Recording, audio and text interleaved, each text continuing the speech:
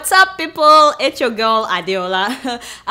Breaking news, my Nigerian people, breaking news. Do you know that Nigerian president has banned Boko Haram? Yes, so we finally banned Boko Haram. Colin, what does that mean though? Because this is not a registered organization. How do you ban? Never mind. So, as I was saying, Boko Haram is now officially labeled as a terrorist organization, and that means that anyone associated with Boko Haram could go to jail for up to 20 years. Yes, isn't that wonderful? Isn't that wonderful? In case you don't know, before last Tuesday, there was no law in Nigeria that classified Boko Haram as a terrorist organization. None. But now it is official, I was so excited, you know, except that I don't understand why about 4,000 innocent people have to die before the government would realize, wait a minute, this is a terrorist group, Why? Why do they have to die? About 4,000 people, innocent souls, my people, By the way, the US government has offered $7 million. Hello, 7 million. Yes, so for anyone with information on how to catch the leader of Boko Haram, Abubakar Shekau. Yeah, that was on Monday the 3rd, yes. Now I see. So on Monday, the US offered $7 million for the leader of Boko Haram. And then on Tuesday, Nigerian government was like, these people are beating us to it. Let us, do something quick. Let's ban them, I knew it. I knew something must have pushed the Nigerian government after watching them kill innocent people, for 3 years. The only thing is that I think that it's very funny that America is offering $7 million for the guy while Nigerian government is only offering 50 million naira. How much is that, Gary, my brother? $315,000. I know, you see, $315,000 is how much our government is offering for the leader of a group that has killed about 4,000 of their citizens. Doesn't that tell you something? Oh, I forgot that we were offering them amnesty. Yes, I mean, we were begging them, to take amnesty so that we'll be paying them millions of naira every month, just like we are paying the Niger Delta militants millions of naira every month. Yes, I'm sure that many of you don't even know that. Yes, we pay the Niger Delta militants, so that they won't kill anybody. Yes, that was the plan, to offer amnesty to Boko Haram and be paying them millions of naira every month, taxpayers' money, by the way, so that they won't kill anybody else. Yes. By the way, what happens to the amnesty committee now? I mean, are they dissolved, or are they still offering amnesty? Are they still getting paid? Taxpayers' money. It is well. And why is the US trying to find a Nigerian terrorist? I mean, this is just an innocent question. I thought that the Nigerian government has already declared a state of emergency on Boko Haram and everything is taken care of. I mean, are we saying that Nigerian government by itself is not able to track down this guy? Does this mean that America is sending drones to Nigeria? I mean, I'm just asking, like they have in Niger. I mean, these are innocent questions, to ask. I mean, what do I know? At the same time, though, I'm like, maybe now that the US is involved, maybe they will finally find the guy. You get what I'm saying? Yet, I'm a little confused, because if I happen to find the guy, let's say I have some information about where the guy is, who do I call first? Should I call the US government that will give me $7 million? Or the Nigerian government? No. I'm definitely calling the US government. I mean, if I call the Nigerian government, the guy may escape. You get what I'm saying? Yes. Like he escaped to Mali in January. Remember? Even though they said they shot him, the guy still escaped. And of course, Nigerian government is not offering me more than $315,000. So, but jokes aside, when will Africans learn to take care of our own business without getting the US involved? I mean, who is helping the US solve their own issues? They have terrorists too. Who are they depending on? Because when we are not looking to the US, we're looking to China or the EU. You get what I'm saying? Remember that China built our AU headquarters in Addis Ababa. Many people give me this excuse. They say, Adeola, what are you talking now? The US government has been in existence for hundreds of years. Yes, they have all the resources. I said, what do you mean? What do you mean? How are you saying that we won't get it right till 300 years to come? So why are we bothering ourselves if we know that we won't get it right? And what about places like Singapore? We all had the independence about the same time. Look at Singapore today. They're doing really well. To me, my people, this is just an excuse. We need to get our acts together without involving international bodies, especially if we call ourselves the giants of Africa, Speaking of Bem the giant of Africa. Congratulations to Nigeria, you know, Super Eagles, you know, do well, oh, for winning the World Cup qualifying match with Kenya last Wednesday. You guys make us all so proud, you know. Y'all better win the World Cup, yeah. Don't come home without that World Cup, you know, do it. By the way, what is going on between Nigerians and Kenyans? I mean, for how long would we be upset with each other? Remember that we didn't treat Kenyans well when they came to Nigeria. We didn't give them good food, we didn't give them good hotel, and we didn't give them a good place to practice, remember? So guess what? When Nigerians got to Kenya last Wednesday, they refused the bus that Kenya provided. They refused the hotel accommodation that Kenya provided. They went and got their own hotel. I mean, we are all Africans, my people. We better start getting along with each other because we are all that we have. You get what I'm saying? Don't forget that many of what we call countries today in Africa, they were all just drawn by, you know, Onyibo people. Yes, they were drawn by colonial masters. As far as I'm concerned, we're all one and we should treat each other with respect. But what do I know, you know? I'm just keeping it real. And speaking of Kenya, a group of teenage boys are now terrorizing a Kenyan slum in Dandora. They are gang raping young girls. I'm talking about raping like 3 girls per day. Imagine. I mean, this is one of those stories that makes you upset, like really upset. When teenage boys, 14-year-olds, you know, high on drugs and armed with machetes and, you know, other weapons, when they kidnap young girls and rape them all night, and even sometimes for days. Take a look at this video by Kiss TV in Kenya, where some of the victims tell their stories. Gladys was gang raped for 2 days in one of these houses in Shasha, short for Shashamane in Dandora. So dangerous that we had to go with police escort fully armed.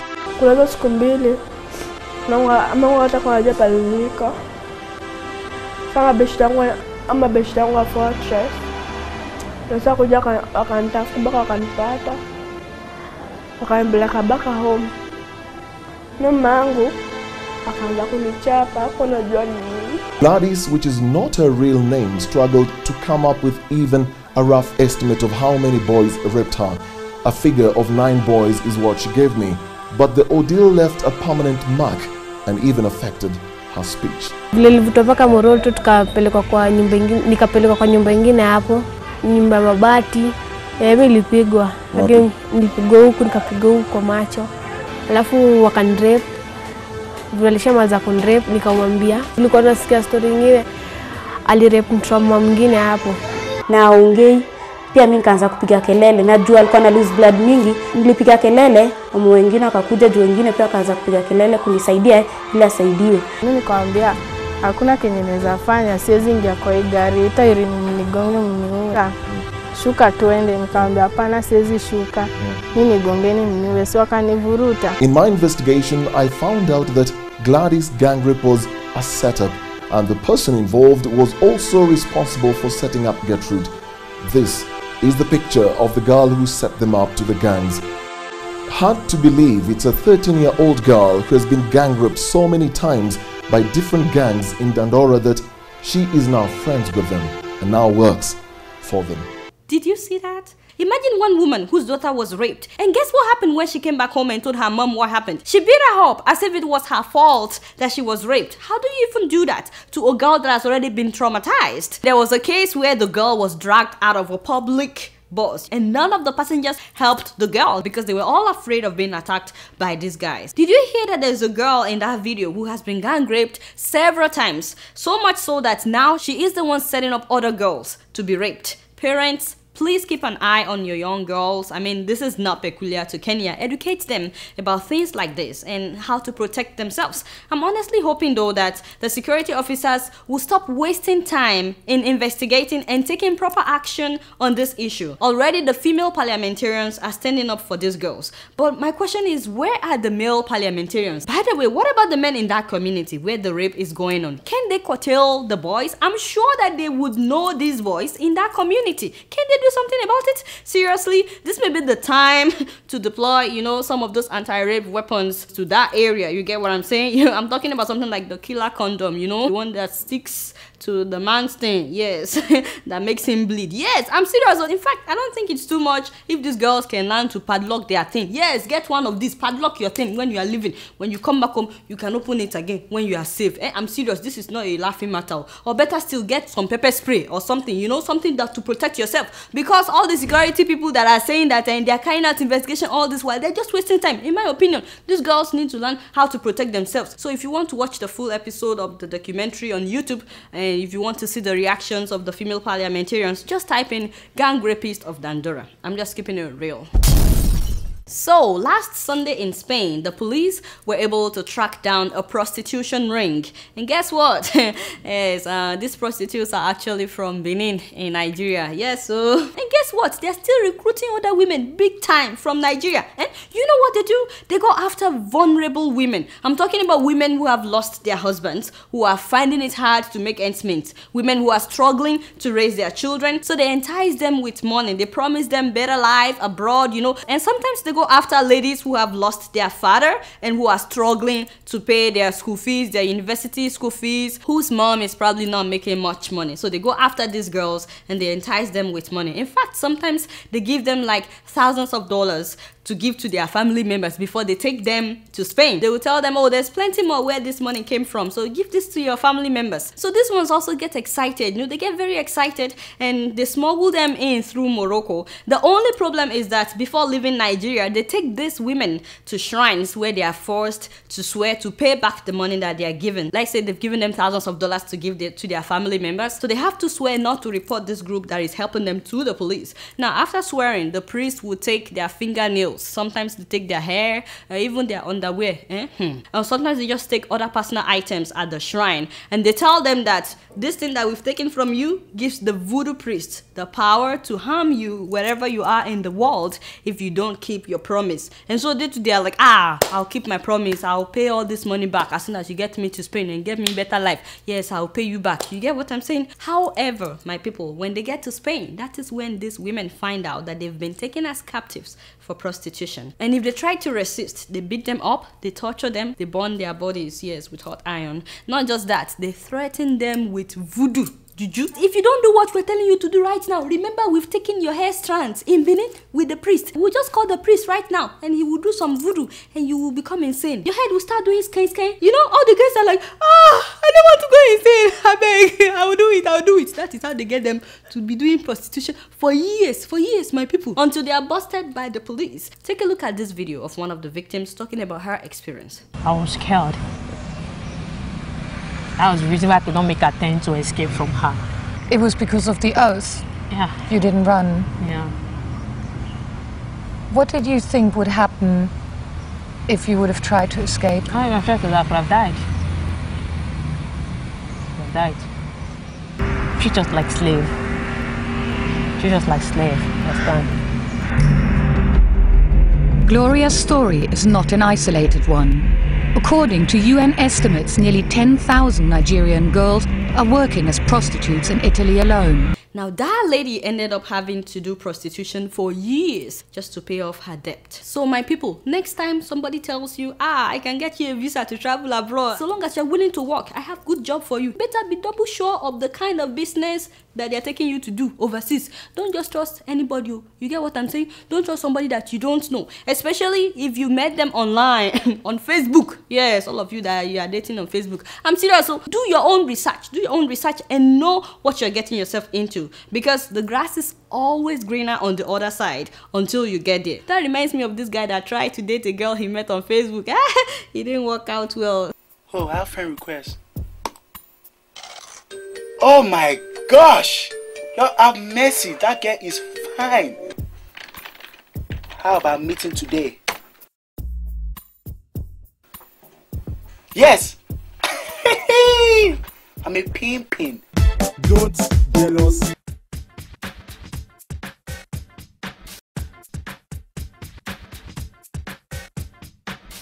Oh God. Sorry, sweetie, can you please move over there to the side? Elevate yourself to the corner there, because I have one fine celebrity status, you know. Drinking. Hello? Oh, baby, sweetie, where are you? I've been waiting for you, you know, in the park, you know. I'm here as well. But wait, I cannot locate you. I can only see some silly kids running and playing football. I'm on the bench. On the bench? Really? But I'm on the bench as well, you know. Yeah. I'm sitting next to some guy in red. A guy in red? Yeah. That's impossible because I'm the one wearing red. Hey! God have mercy upon mercy. Hi. What? There's no hi, he's by over here. Listen, please. What are you? You talk to me on Facebook. Face what? Yeah. This is not Facebook, this is closed book. So, one woman in Kenya has made the news for starting school at the age of 78. 78! I mean, it was just last week that I was saying that it's never too late to go back to school. But this woman is actually starting from the beginning at the age of 78. And she plans on learning English, getting good education, and using her education to make a difference in her society. She was inspired by the new president of Kenya, Uhuru Kenyatta. She says that he is so young, but just because he's well educated, now they made him the president. Me too. I must be educated, or I must be educated, and I will do something good with my life. Yes, that is what she says. Now, the lady has been interested in politics for some time, so maybe if she studies well, you know, if she studies hard, you know, maybe she will also win some political office someday. You get what I'm saying? Yeah, you never know. But in any case, her story should be an inspiration for all of us that it's never too late to go after our dreams. It doesn't matter of the obstacles that you've had in life, so long as you still have breath, my people, you can still go after your dreams. You're not a failure for failing when you tried. You're only a failure for stopping after you failed. Does that make sense? You're not a failure until you stop trying. That's what I'm trying to say. The only problem, you know, with this story is that the grandma smokes banana. You get what I'm saying? Yes, she smokes. And that is not allowed in elementary school. So she's been told that she has to quit smoking. Also, her health is not that good. She already missed like 2 days in her first week of school. And other than that though, she's fired up to learn. She's fired up to learn. And speaking of going to school, I love it whenever I see an African student do well overseas. Or, you know, when they are the valedictorian, that makes me proud. Yes, you know, one of them is Joshua Usani from Nigeria. And he was the valedictorian at the City College of New York when he graduated 2 years ago. Now, when this guy was still in Nigeria, he spent 4 years writing and rewriting JAMB so that he could get an admission to study medicine. Sote! He was not admitted though. You know, each year he would score even higher. And yet, for 4 years, my people, you know that sometimes in Nigeria, it's not always about how good you are. Sometimes it's about who you know. Sometimes they give you an admission, but then they tell you what to study. Yes, but here, my people back home, here, if you're admitted, you can study whatever you want to study. In fact, you can change your major as many times as you want. So when this guy came to the US, he started school right away, and he did so well that he graduated with 3.9 GPA out of 4.0. And it's not the only one. I mean, this year we have another Nigerian valedictorian. I'm talking about Bem Atim at Wales Cornell Medical College. He has made us all so proud. And it's not just Nigerians, my people. This year, there's another African valedictorian that I like to talk about. That is Betsegaw Tadele from Ethiopia. Now, he was the valedictorian at Morehouse College in Atlanta. His speech was so good that the US President, Barack Obama, you know, who was the commencement speaker at the event, he had to commend Betsegaw for his brilliant speech. It's funny, you know, that Obama called him the skinny guy with funny name. I thought that's funny because that's how some people used to call Obama. Betsegaw also graduated with a 3.9 GPA, 3.9 out of 4.0. I'm hoping that these people inspire you today to always believe that anything is possible, no matter what the obstacle has been. With dedication and hard work, my people, you can be exactly what you want to be, even more. But just in case you're yet to be inspired, take a look at the story of this 17-year-old high school valedictorian. A local teenager who was homeless for years is now her high school's valedictorian. I just told myself, don't worry about that. Think about now. The future will not be like this anymore. 17-year-old Chalisa Fierce is washing dishes in the house that her family has rented for a few months. Prior to that, the high school senior and her family were homeless for years, living in and out of shelters, hotels, and even their car when they had one. Every now and then, the family of 5 would be able to move into an apartment, but that would be short-lived. Ended up back in another shelter, you know, because I got laid off from my job. In the midst of all of that, Chalisa excelled, though she says it was tough. You be worried about your home life and then worried about school. Like, be worried about being a little bit hungry sometimes, go hungry sometimes. Listen to her describe studying at night in the homeless shelter. I just had to open my book in the dark and just use the cell phone, like, just do what I had to do. But that's not all. Chalisa's sister, Chelsea, is graduating this year as salutatorian from George Washington Carver High School in Atlanta. Can you imagine that? Her family has been homeless for years, yet this girl kept doing well in school. Many times they've lived in shelters, and even in the shelter, she would study with her cell phone light at night when the light is out, just to do well. Okay, you know, that reminds me of when we used to study with a atupa, lantern, and candles. Yes, but not only that. During her last 2 years of high school, this girl started taking college courses. So now, by the time that she starts college in the fall, she will have only 2 years left. That means that she will graduate from the university at the age of 19. And did you notice that it's not just her? Her sister is also doing really well. This is somebody that has been homeless for years. I mean, what is your excuse? Huh? I'm just keeping it real. Before I leave today, I like to read some of your emails. The first one is from Dauda from British Columbia in Canada. He says, hello Adeola. First of all, I'd like to thank you and the entire Sahara team for updating us with the situation in African nations. I went to Nigeria last month, but what I saw drove me crazy. I was stopped by police officers in Osun and Oyo State. To my surprise, they didn't ask for the particulars of my vehicle. Instead, they were asking me for the tinted glass permit of the car. So my question is, do government officials take permits before using vehicles with tinted glasses? Dauda, you're surprised the same way I'm surprised. Whenever I go to Nigeria, they charge people for ridiculous things. I don't know why you have to charge people for tinted glasses. Seriously, this just doesn't make sense. What about fixing the roads first and foremost? If you fix the roads, you know, then you can be looking at other things like tinted glasses. It's like they're focusing on cosmetic stuff. Fix the roads and then we can talk about tinted glasses later.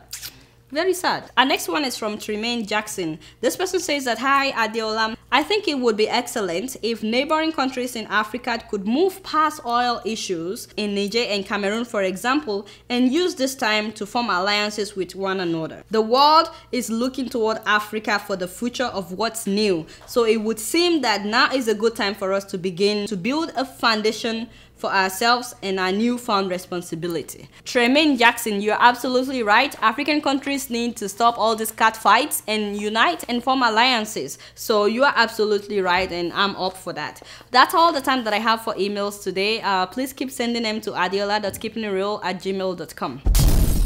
Alright y'all, it's been real and I'm keeping it real right up in here. Until next week, I'm gonna see y'all later. Peace out.